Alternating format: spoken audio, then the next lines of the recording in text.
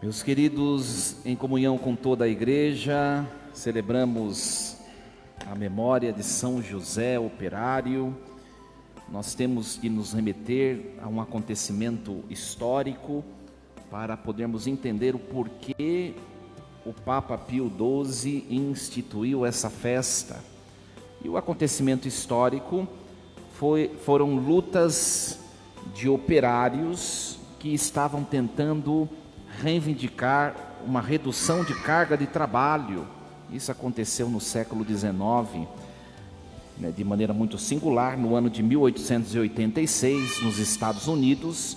No dia 1º de maio daquele ano, houve uma grande manifestação do chamado proletariado, que se insurgiu contra a classe que os oprimia aparentemente.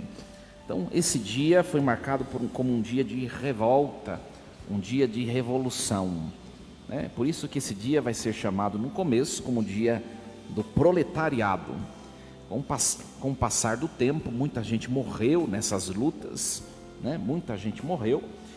E esse dia vai mudar o nome para Dia dos Trabalhadores. Só que esta visão comunista, que é uma visão comunista de luta de classes, continuou por muitas décadas,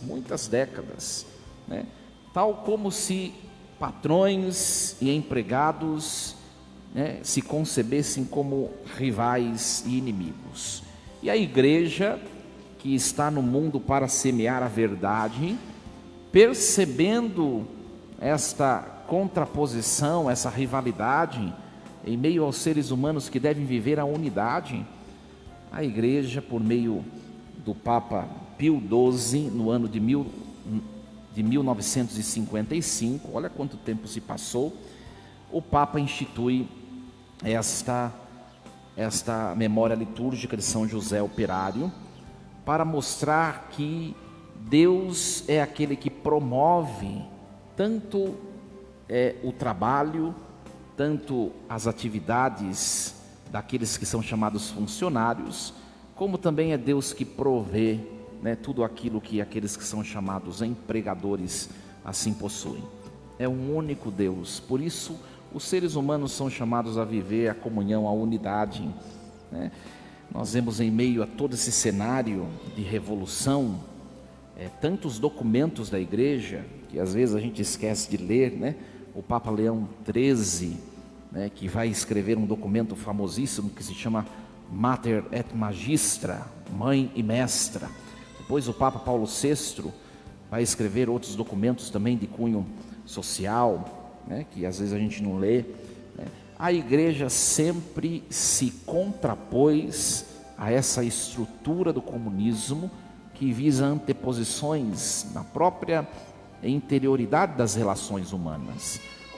E é isso que o Papa Pio XII vai salientar ao instituir esta festa. Os textos de hoje vão falar do trabalho humano. No princípio, o trabalho humano era fonte de bênção. Por isso a igreja coloca o texto do Gênesis para mostrar que Deus entregou toda a criação nas mãos do ser humano e o fez do ser humano aquele que administraria a criação. Olha, o texto de hoje começa assim: façamos o homem à nossa imagem, segundo a nossa semelhança, para que domine os peixes do mar, para que domine as árvores, as plantas, para que domine os animais. Se nós prestamos bem atenção nesse texto, está sempre vinculado à pessoa humana a palavra dominar, a palavra em relação à obra da criação, a palavra submissão. Então tudo foi criado para ser submisso ao ser humano. O que acontece quando o pecado entra no gênero humano? Quando Adão e Eva cometem o pecado original, acontece a inversão. O ser humano passa a se submeter à criação. E aí é o que a igreja, na sua teologia, chama de maldição do trabalho.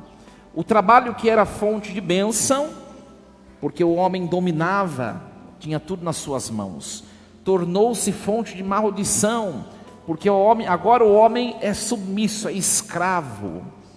Sabe quando aquele dia você não está bem, se você pudesse, você não ia trabalhar, você ficava na sua casa? Pois é, isso é consequência do pecado original, né? Porque o trabalho na origem era fonte de alegria, né?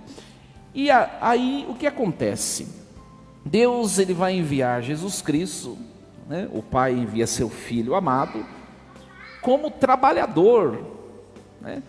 Nada no mistério da encarnação acontece à toa. Jesus, né, o Filho eterno de Deus, quando se torna ser humano, Jesus de Nazaré, ele passa por todas as experiências que nós passamos. Para quê? Porque Deus é solidário, na teologia chama de solidariedade. Claro, também. Mas para que ele pudesse transformar da maldição, voltar a um estado de bênção. Então Jesus passou 30 anos, mais ou menos, da sua vida, como leigo, como trabalhador. Olha só, né? Se a gente vai analisar a teologia paulina do corpo místico de Cristo, 30 anos Jesus passou vivendo como membros do corpo, e 3 anos ele viveu como sacerdote, como profeta, como rei, como pastor, como cabeça do corpo. Então ele vai passar por essas experiências, inclusive a experiência do trabalho. E aí nos vem a personalidade de São José. São José foi instrumento, né? Foi instrumento de santificação do trabalho. O trabalho que estava amaldiçoado pelo pecado original, São José foi instrumento de bênção para o trabalho humano, quando ele ensinou seu filho a trabalhar. Olha só o papel importante de São José na história da criação, na vida humana. O trabalho a partir da encarnação, a partir daquele momento que Jesus de Nazaré passou a ser também como seu pai, um artesão. O texto grego, na verdade, o texto original, o Evangelho, não fala carpinteiro, fala como se fosse técnico, a palavra grega, né? É como se fosse um artesão, né? Não se sabe se ele trabalhava somente com madeiras, que carpinteiro é de maneira exclusiva um trabalho com madeiras, não é? Não, o texto original diz que ele fazia trabalhos manuais, né? E ele ensinou Jesus a fazer. E Jesus, quando começa a produzir, ele santifica o trabalho. O homem que foi criado para ser imagem e semelhança de Deus, ou seja, para contribuir com a criação, com o pecado é amaldiçoado. Mas em Jesus Cristo, quando Jesus com suas mãos produz móveis, produz peças, ele está tornando novamente o homem co-criador. Então, a figura do trabalho é a figura da volta do ser humano para a bênção. O trabalho deve ser fonte de bênção para a nossa vida, nossa história. E aí hoje, nós somos convidados nesse dia a refletirmos efetivamente se o que nós fazemos tem sido instrumento de edificação, de alegria, de promoção humana na nossa vida. Se não tem sido, nós precisamos mudar o nosso rumo, o nosso projeto. É um dia de refletirmos, né? Quem aqui é empregado, né? Empregado no sentido de ter trabalho, tá bom? Ergue a mão. Olha só, eu vou fazer uma pergunta, não precisa responder. Você é feliz no que você faz? Se você não é porque o seu trabalho não está sendo fonte de bênção, né? Ou você não está exercendo a vocação para a qual Deus te criou, você está no lugar errado, né? Ou você precisa rever algo, ou o problema nem é o que você faz, de fato o que você faz é a sua vocação, mas o problema está na sua alma, e você precisa rever isso, né? Quando nós temos indisposições, é claro, minha gente, né? Um dia ou outro, né? Uma semana ou outra, nós temos essas indisposições, mas tem gente que vive indisposto àquilo que faz. É um sintoma de que precisa rever a vocação do trabalho. Ou está fazendo o que não é para você, ou você está com um conflito interior. Pode ser a melhor profissão do mundo, que você vai estar insatisfeito. Precisa rever a sua vida interior. Precisa rever. Então hoje é dia de refletirmos, né? Você faz o que você quer? Faço, padre. Outra pergunta para você responder: você dá o seu melhor naquilo que você faz? Deus queira, né? E dar o melhor é você não ser passível de repreensão, né? Tem um texto de São Paulo que fala, que convida a comunidade a ser irrepreensível, né? Já escutaram essa palavra? O que é ser irrepreensível? É evidente que é ser santo, mas é você fazer o que lhe cabe, bem feito, de modo que você não dá margem para a mínima crítica que seja. E nós temos feito isso. Aliás, minha gente, criticado você pode fazer o melhor que for, sempre tem um que vai achar ruim, né? Mas nós sabemos quando nós podemos dar o nosso melhor e não fazemos. Nós sabemos, né? E hoje, refletir o nosso ato de trabalhar, né? Quando a gente entende a vocação do trabalho, a gente percebe que no fundo a gente se torna um colaborador de Deus para a edificação da humanidade. Quem trabalha para si está prescindindo de amor. De amor. Como assim, padre? Porque o ato de amar, ele supõe uma alteridade, um sair de si e um encontrar um outro. Se o que você faz é somente visando o seu benefício, você não ama o que você faz de verdade, né? Agora, se você se realiza com o que você faz a beneficiar, a edificar outrem, você está cumprindo a missão que Deus te deu. Pode perceber, minha gente, todas as personagens bíblicas, inclusive o Filho de Deus, não fizeram algo somente para si. Pode pegar, fala uma personalidade bíblica aí. Não é pegar uma gente muito difícil, que é difícil de falar. Fala alguém famosinho da Bíblia e do Antigo Testamento.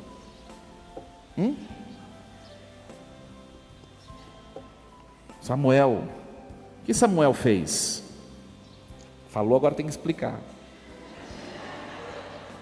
Ai, padre, então, pois é, eu falei para pegar gente mais fácil, né?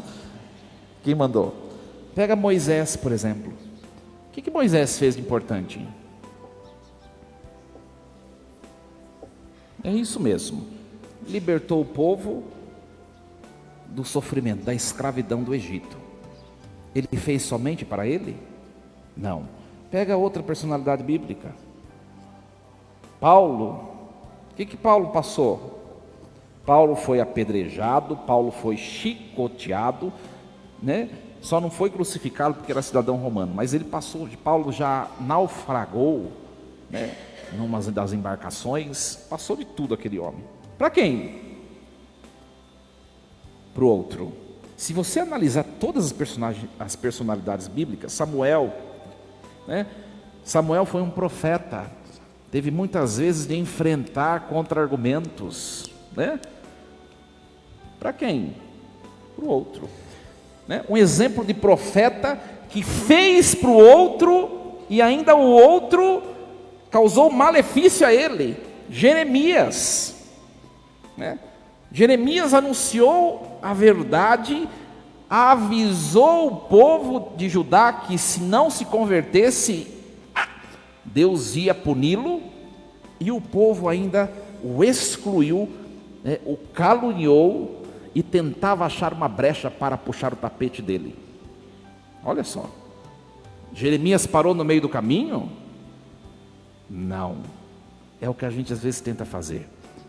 Não tem um pingo de reconhecimento, não vou fazer mais. Ora, para que você está fazendo? Para ser reconhecido? Para ser visto? Aliás, isso é muito bom para a turma que serve na igreja. Qual o motivo pelo qual você serve? Inclusive, a palavra liturgia, no grego, significa o quê? Serviço. Liturgia. Serviço de quem? Do povo de Deus. Olha, para quem eu estou fazendo? Então, quando a gente começa a perceber a vocação do trabalho, a gente percebe que o primeiro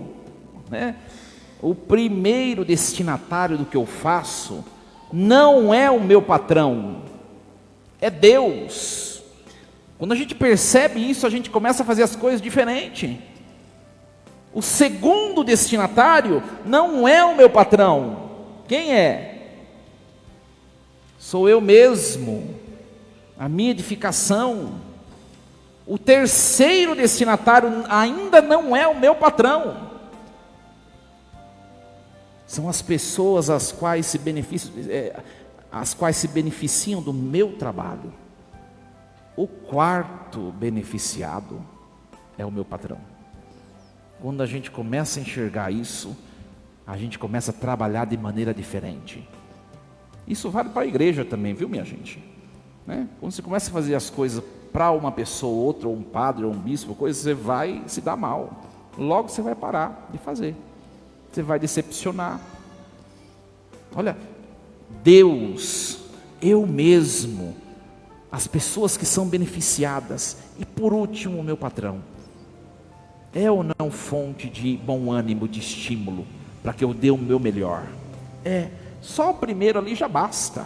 Deus, eu estou ajudando Deus a recriar o mundo com o que eu faço, e não existe ofício superior ou inferior um em relação ao outro.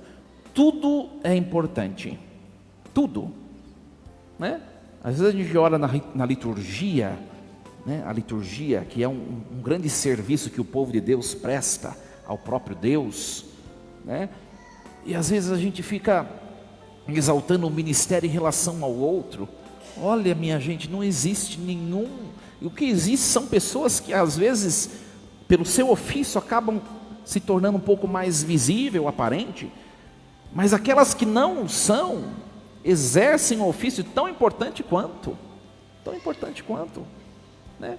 Desde a equipe de ornamentação que preparou esses arranjos para o último domingo, que ninguém sabe quem foi, talvez muita gente não sabe, né? Até a hostiária que passou esta toalha, que ninguém sabe quem foi que passou, né?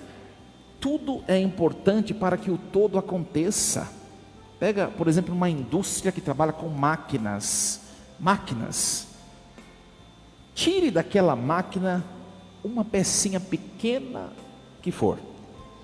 O que vai acontecer? Vai parar tudo. E a gente precisa se perceber dessa maneira, né? Nós precisamos aprender a nos percebermos como essa pequena pecinha de uma grande máquina que é a criação, e nos sentir úteis e amados por Deus.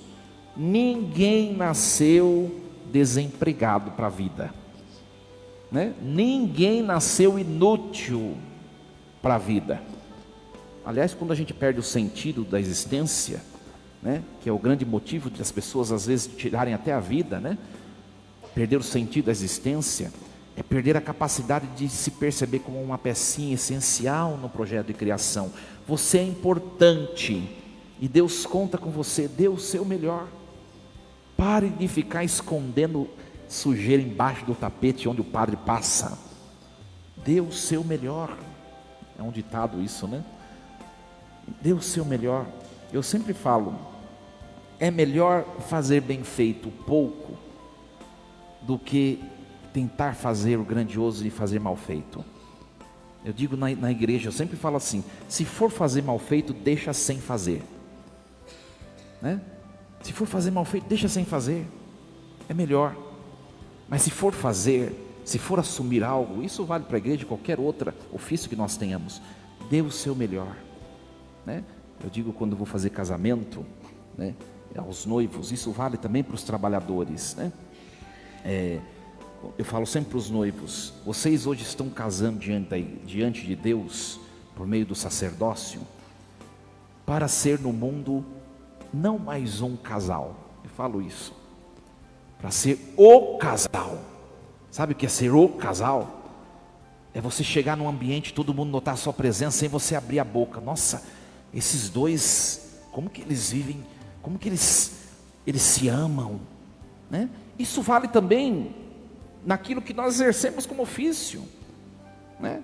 O ato de ser um sacerdote, o ato de ser um agente pastoral, o ato de ser um funcionário onde eu trabalho, de tal modo que as pessoas, sem você almejar reconhecimento e vanglória, as pessoas começam a dizer, nossa, como essa pessoa é diferente.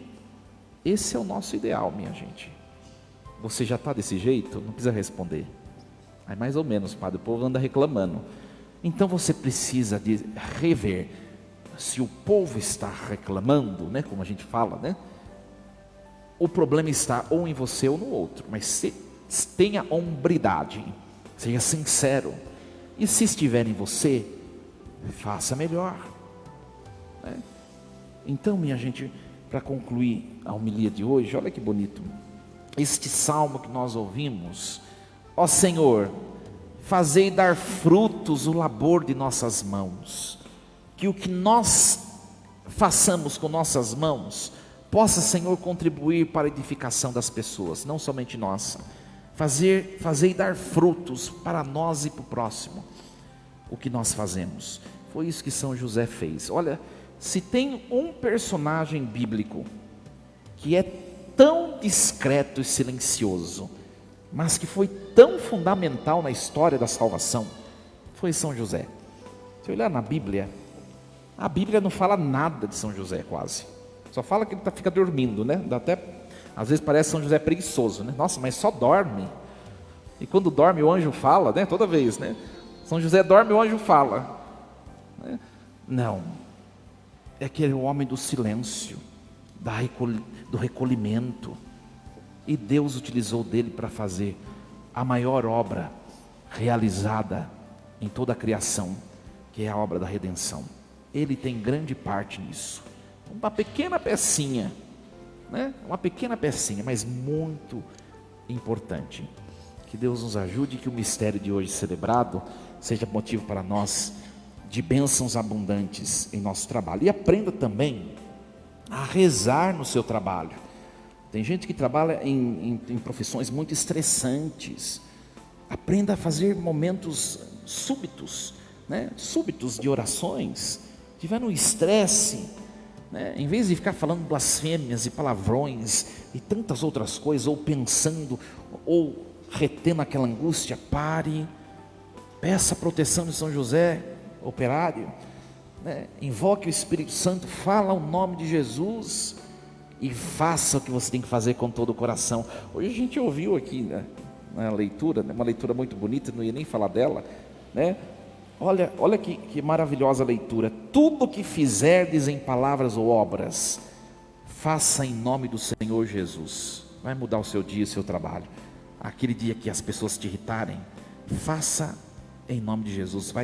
Deus vai mudar a sua história naquele momento. Tudo que fizerdes, fazei de coração, como que se fosse para o Senhor e não para os homens. Isso muda tudo. É uma questão de experimentar. Assim seja. Amém. Um instante de silêncio. Revisitemos um pouco o nosso ato de servir. Hoje nós servimos, nós trabalhamos conforme o coração de Deus, ou eu posso dar algo a mais de mim?